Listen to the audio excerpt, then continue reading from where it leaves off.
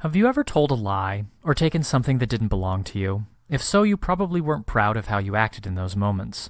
But why? What was it about doing something wrong that made you feel bad deep down inside?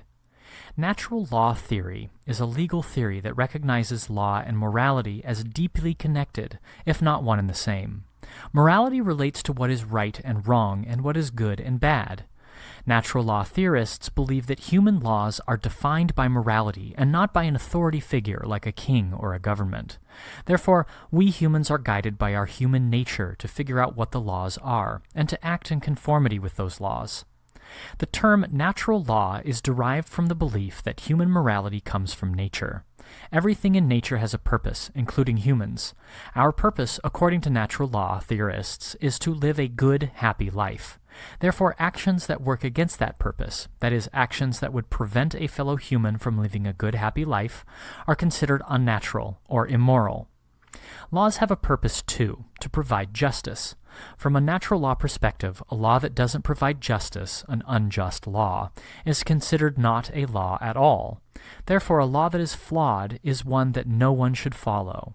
In short, any law that is good is moral, and any moral law is good. Legal positivism is a legal theory that is the opposite of the natural law theory. Legal positivists believe that a law can be deeply flawed and yet still be considered a law.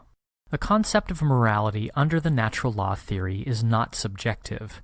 This means that the definition of what is right and what is wrong is the same for everyone, everywhere. The natural law approach to solving ethical dilemmas begins with the basic belief that everyone has the right to live their life. From there, natural law theorists draw a line between an innocent life and the life of an unjust aggressor. The natural law theory recognizes the legal and moral concept of self-defense, which is often used to justify acts of war. Natural law theory is not always a simple school of thought. It should come as no surprise that the ethics associated with natural law are equally complicated. The idea that the definition of what is right and what is wrong is the same for every person is sometimes difficult to apply to complex ethical dilemmas. Consider the following examples. Example 1. You are a passenger on a ship sailing across the ocean. Suddenly, your ship is overtaken in a powerful storm. You escape to a lifeboat with 25 other passengers.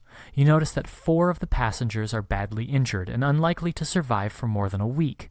You also know that the lifeboat only has enough food and water to sustain 22 passengers.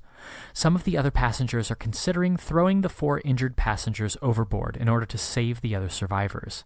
If you were a natural law theorist, how would you solve this ethical dilemma? Acts of violence like murder